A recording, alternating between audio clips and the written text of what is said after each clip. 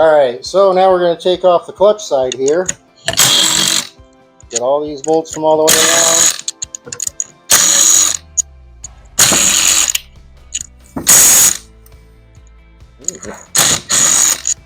Grab. A lot of these bolts, if you're going to reuse them, take a wire wheel to them, clean them up.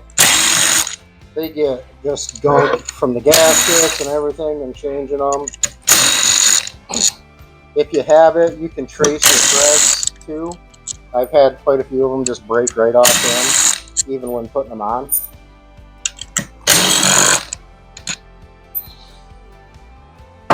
Normally on your clutch lever here, there's a circlip. It's already been removed on this one. And I'm not popping it off because the clutch is ready to come off. This one actually is not going to fight us at all. A lot of times you'll have to smack them with a mallet, get them loose, but this one just seems like it doesn't want to be doing it. Alrighty, so we're back. We're a little cleaner. We're going to start by removing your 5-10 millimeters here.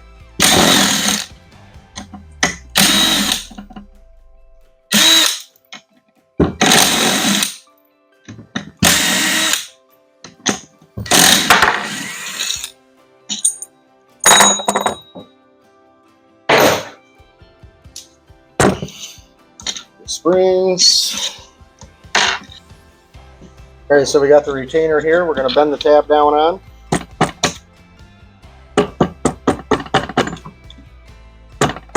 It's always a good idea to replace this when you do it.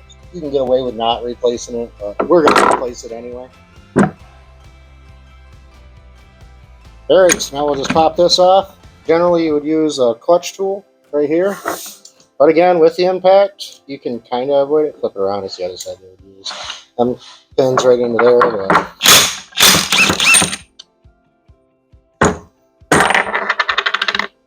But you'll take your retainer off. Get my hand on it. Retainer nut. From there. Come on. There we go. Your full clutch pack, always check. You'll see the grooves from the springs. Not too worried about it because we're replacing it.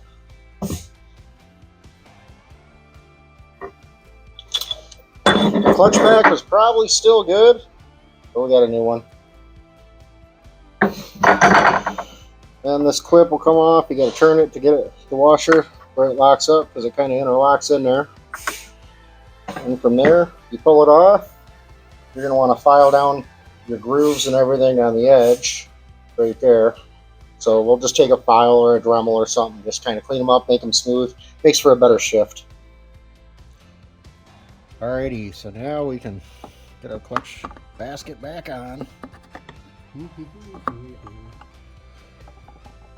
Looks good. And of course this washer that only goes on one way. Alright guys, so next what we're going to be doing is installing the driveline clutch. Now usually with a regular clutch or OEM clutch you get a thicker pad for the clutch, and we got the driveline one, so all of them are the thicker ones, but what you want to start with first is the thicker one goes on first.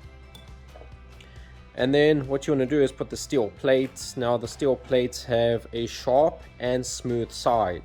It does not matter which way they start off with, as long as you continue with the same sharp or smooth side after each one. So if you start with the sharp side down, the next one you want to do with the sharp side down and continue that the whole time.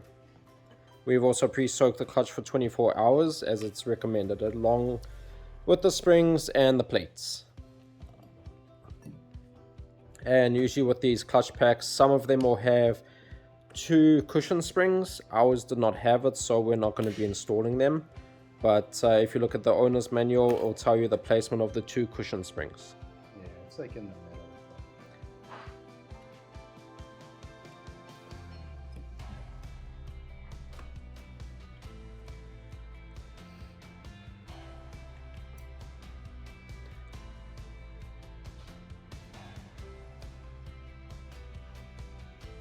Okay.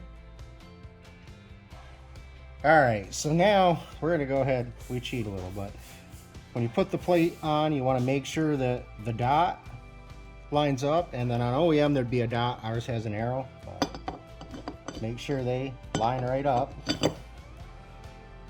And then for our cheating point of it, we're going to take just like 2 springs real quick, and then grab this piece.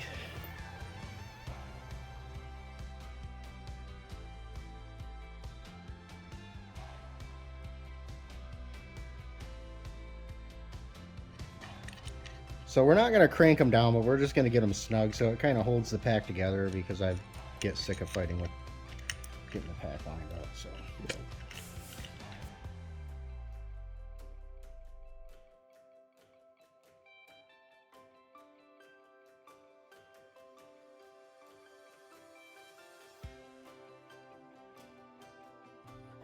All right, so we got them just lightly snugged on there. Okay, so now we're gonna, this is why I like putting them on. Now I only got a hold right there. And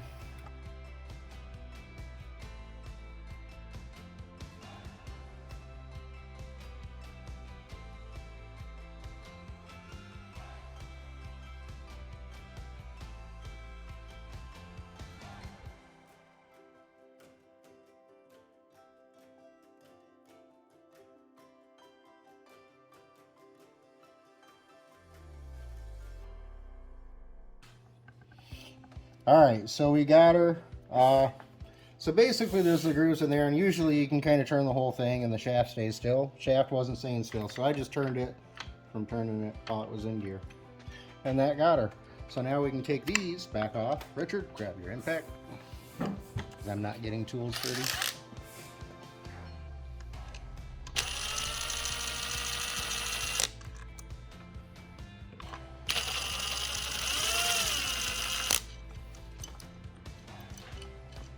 Okay, and we will put our springs just for now back in. We got our new retainer.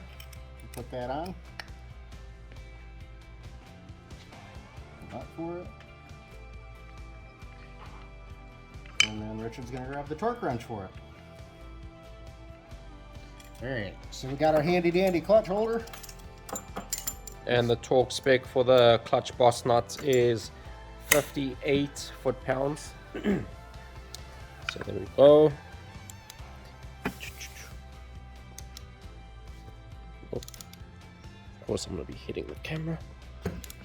And this is going to be fun. There it is. And now we just got to do the what, Dave? The springs and... No, the safety thing. Oh, no, you get to do that. I did it last time. Make sure that locks in place. Okay, pliers. Your pliers work better with powdered sugar. Everything works better with powdered sugar. Everything is better with powdered sugar.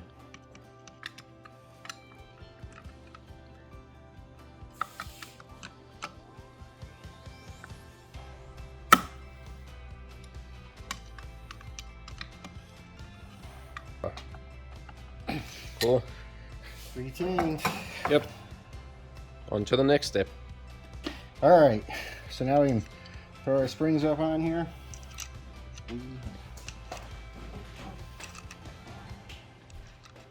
It's a breeze. Oh, windy. So when you get our pressure plate, you're actually getting new screws that Or upgraded. I like better. They don't break as often. Especially... If you haven't seen how we tested this plate, check it out. We intentionally broke it. We only over tightened it like 3 times what we probably should have. And the torque specs for these are 70 inch-pounds. We'll get them started with the impact though. We're not going to tighten them, but it's a pretty long screw to drive down. And you don't want to drive one all the way. You're going to kind of bounce around. Do it as if you were doing your car tire.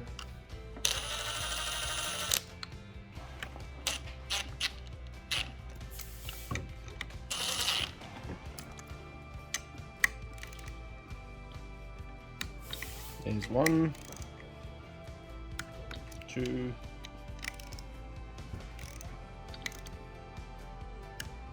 3,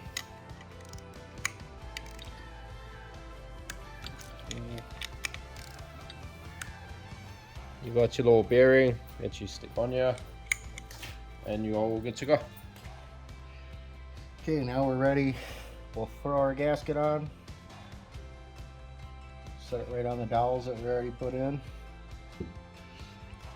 Take our clutch cover. Same thing, set her on. A couple screws, I'm just gonna finger tight, and Richard's gonna come through with the impact and put them on. Any of your screws with the big gap, them are where the dowels are, so you add a dowel here. And then right here, we got another dowel right there.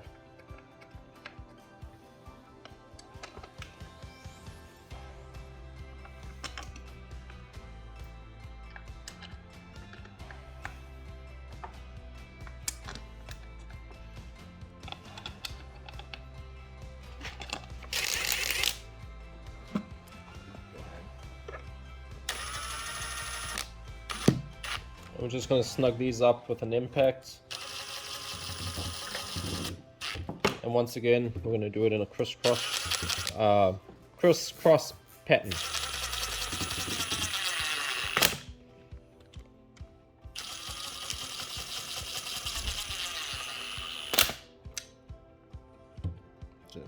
That's it. And then we're going to torque these down to 84 inch-pounds.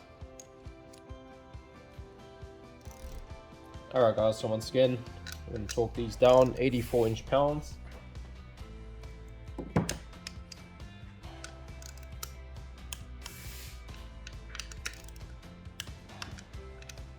One more pass. No, we're good. That's it. Ta-da! And that's it.